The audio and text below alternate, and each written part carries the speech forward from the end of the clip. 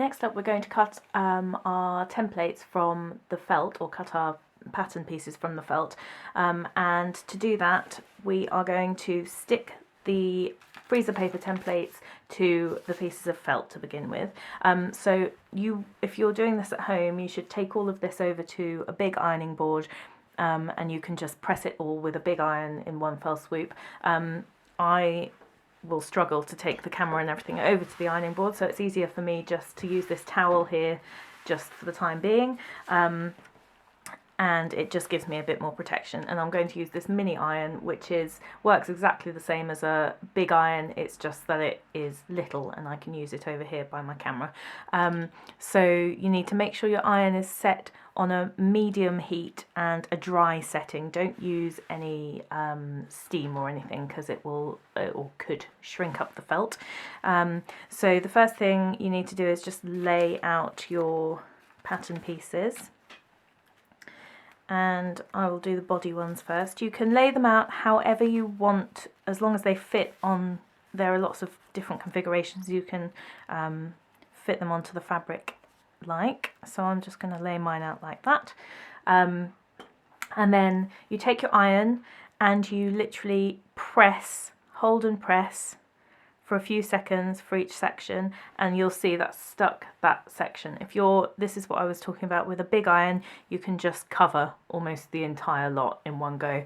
I'm just going to have to move around in sections doing mine, but the idea is, rather than when you do your ironing at home, you would kind of sweep back and forth like this. You can do that first just to roughly stick it down, but the way to get it to really stick while you're working with it is to press and hold.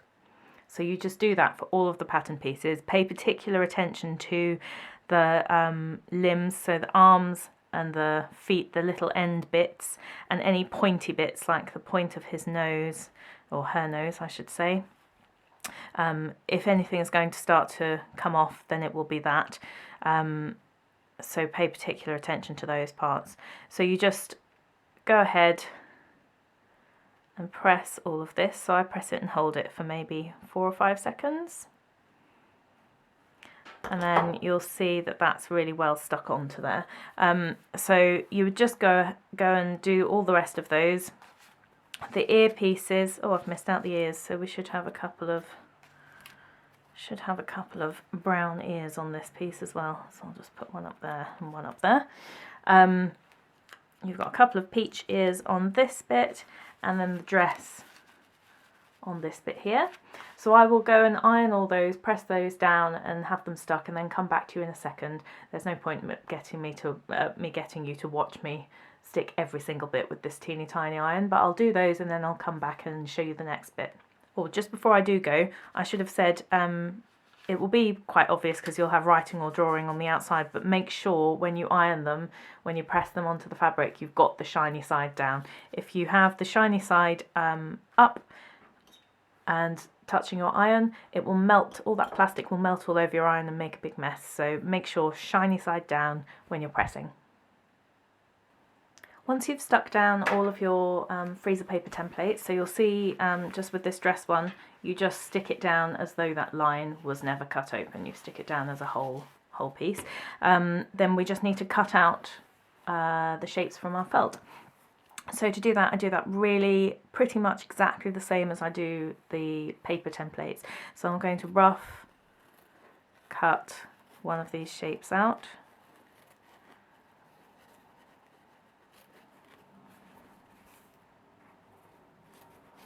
I'm using my embroidery scissors for this.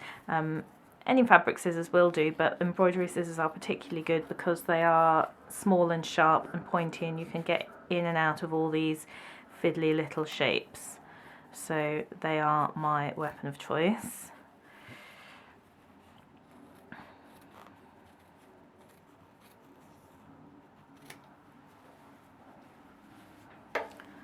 So once you've rough cut it, again, start anywhere, and you are running the blades of your scissors right up against the side of that freezer paper. Make sure you don't cut through the freezer paper, but you want it to be pretty much bang on the line. The neater these templates and cut out pieces of felt are, the better your finished mouse will look. And again, you're just going to cut around the whole shape, keeping the scissors facing in the same direction and pivoting the shape as you go to make the curves. So you just go on doing that exactly the same way for all of the shapes.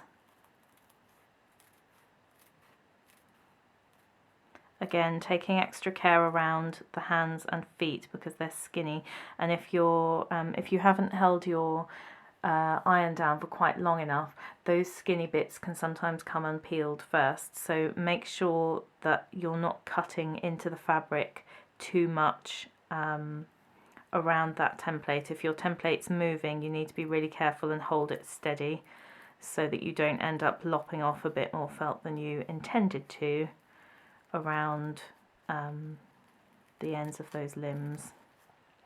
So I'm just going to continue and cut out all of these shapes, and then I will come back to you and we'll transfer the marks. Just with the dress, a note with the dress, don't cut anything along this line that we made, just cut around the edge for the time being. Once you've cut out all of the felt shapes, you can just transfer the marks with your water erasable marker or whichever marker you're using. So to do that, just make a dot through the eye hole, and the same for the tail and the eye hole on the other part. And then to do the mouth, where we cut it before, you need to peel that section back. So just bend and fold it out of the way, and then make a line with your pen along that section, and then do the same for the other side. It doesn't matter whether you peel back the top half or the bottom half, but just make sure you do the same on each side, because it will make a millimetre or so of difference on the side you're working with. And then do the same for the ears. So we're going to peel back the little flap that is in between those two notches that we cut earlier, and just draw a line either side of it. And the same for this side. Let me just do this a bit closer, it's a bit fiddly all the way down there. So fold back the flap and mark a line either side of it. And then the final thing to mark is this gather line on the dress. So to do that, you can fold either the top down, the top up, or the bottom down. I'm just doing the bottom bit. Fold it out of the way and draw a line with your marker, running it right up against that cut that we made before. You obviously won't get all the way to the end, but it's a straight line at the end, so you can go and add that bit in afterwards.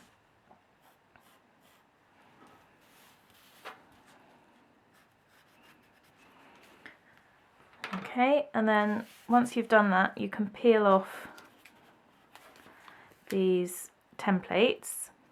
So if you just grab a corner and peel them away, you can reuse these templates. If you can press them down another probably 2 or 3 times, depending on how hairy your felt is and how long you pressed them for. But that stickiness will last for another couple of uses if you want to make a duplicate.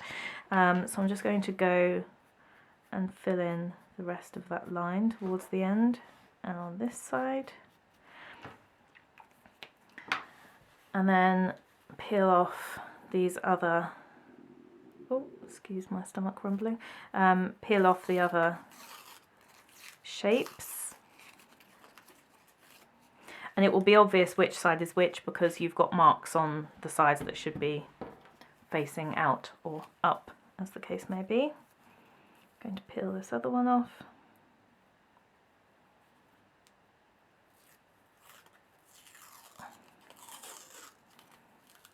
I obviously stuck this one down for a bit longer.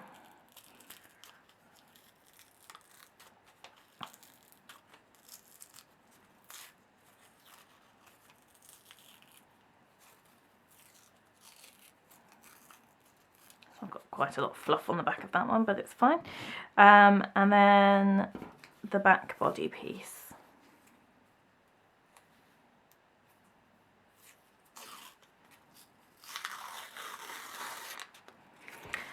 And for now, you need to leave the paper on the ears. So everything else you can peel off, but leave the paper on the ears. And then we're ready to move on to the next step.